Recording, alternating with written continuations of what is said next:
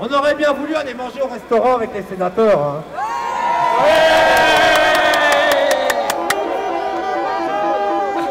Bon, mais ils n'ont pas voulu. Bon, voilà. On n'a pas la classe, on n'a pas la classe. Bon, pour l'instant, il n'y a pas de menu embarquement, hein, contrôle d'identité. Bon, on a fait une déclaration de manif en bonne et due forme, donc ça ne sera pas pour ce soir. On serait mieux dans ces logements vacants qu'on compte par centaines de milliers dans notre pays. À Paris, il y en a 100 000 déjà, rien qu'à Paris. 100 000 logements vides. Ils ont construit des bureaux, encore des bureaux, toujours des bureaux, plutôt que de construire des logements. Alors en Ile-de-France, on construit péniblement 35 000 logements par an, alors qu'il en faudrait 100 000. Et voilà. Et donc après ils nous disent oui, on n'a pas assez d'argent pour construire des logements sociaux. On va pas réquisitionner parce que la loi elle n'est pas bien faite. Mais c'est ici qu'ils font la loi. Ils n'ont qu'à la faire convenablement. Ils parlent d'une loi, ils font une loi sur le logement depuis 6 mois. Ils n'ont pas été capables de toucher à la loi de réquisition. Ils n'ont pas voulu. Ils ont refusé. Mais la réquisition, ils peuvent l'appliquer, il n'y a pas besoin. La loi, elle marche aussi. Hein.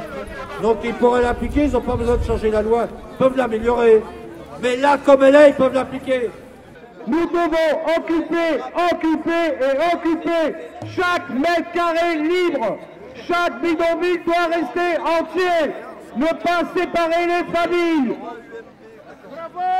Les ZAD, les zones d'autonomie à défendre, à Nantes, à Rennes, se battent tous les jours dans toutes les villes, Bordeaux, Toulouse, Lyon, Lille, Dunkerque. Les gens sont mis à la rue, les gens meurent dans la rue. Nous réclamons l'accès aux droits fondamentaux, le droit au logement. Les Français veulent que leurs impôts servent à quelque chose et pas à piloter les multinationales.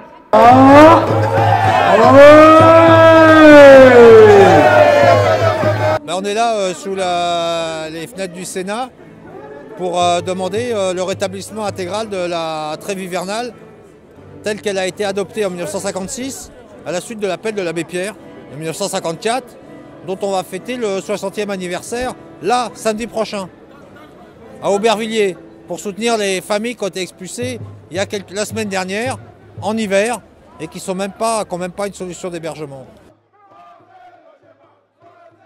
Ce qui a été changé, c'est qu'il y a une loi en 1991 qui a été prise à la suite du campement de la place de la Réunion et de la lutte qui a été menée par les 60 familles qui avaient été expulsées d'un squat, et à la suite duquel avait été créée l'association Droit au logement. Et l'année d'après, les socialistes ont fait une loi pour exclure les squatteurs du bénéfice de la trêve hivernale. À l'époque, les associations s'étaient inquiétées, etc. Et donc on avait obtenu une déclaration un peu formelle du garde des Sceaux, Michel Sapin, qui est encore en activité aujourd'hui, et qui avait expliqué que bon,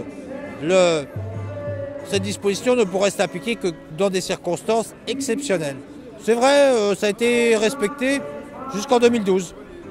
Et l'hiver 2012-2013, avec l'arrivée du nouveau gouvernement, du nouveau ministre de l'Intérieur, eh bien, ils ont fêté ça en expulsant les squatteurs pendant l'hiver. des immeubles entiers à Rennes, à Bordeaux, à Toulouse, à Paris, à Saint-Denis, à Lille, sans compter les bidonvilles aussi qu'ils ont continué. Alors là, Sarkozy avait commencé avant eux et qui ont donc expulsé également les bidonvilles pendant l'hiver. Et donc c'est évidemment une atteinte grave à cette trêve hivernale, à cet acquis de l'abbé Pierre, de l'appel de l'abbé Pierre, qui aujourd'hui est remis en question de manière quasiment, en tout cas hebdomadaire, sinon quotidienne, parce qu'on ne sait pas tout ce qui se passe partout. Mais ce qu'on sait, c'est que les préfectures autorisent systématiquement, sauf quand il risque d'y avoir un peu d'histoire, ils autorisent les expulsions en hiver. Donc pour nous, c'est plus acceptable. Parce que les gens qui vivent dans les squats, c'est qui? C'est d'abord tous ceux qui n'ont pas d'autre solution pour se loger.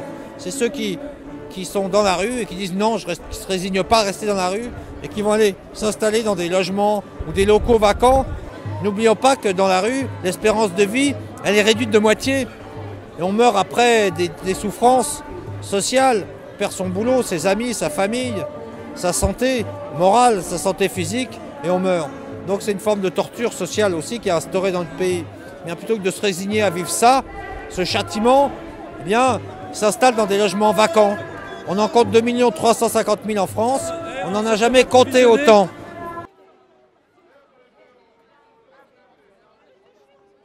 Ce soir, on est devant le Sénat parce que la trêve hivernale n'est pas respectée pour tous, à savoir, elle ne vaut pas pour les camps, les bidonvilles, les squats, les ZAD, les zones d'autonomie à défendre. Autrement dit, tous les hivers, on jette des gens sur la rue et ça, c'est pas normal. On est déjà arrivé en deuxième lecture à l'Assemblée nationale à faire passer la trêve hivernale pour tous, donc ça a été validé par l'Assemblée nationale. Là, on essaye de décider en dernière lecture, les sénateurs, à prendre la bonne décision. Je pense que le peuple de France peut aider son État à prendre des bonnes décisions de temps en temps. Dans les tuyaux, là, en ce moment, il y a l'APL qui va être remise en question, qui va être réétudiée, peut-être sur les conditions d'admission à l'APL, peut-être même sur l'APL ou son attribution à certaines personnes. Ça bénéficie à 12 millions de Français. On peut imaginer que sur les 12 millions de Français, il y en a au moins la moitié qui risquent d'avoir d'énormes difficultés à payer ses loyers, à se retrouver vite fait à la rue, quoi.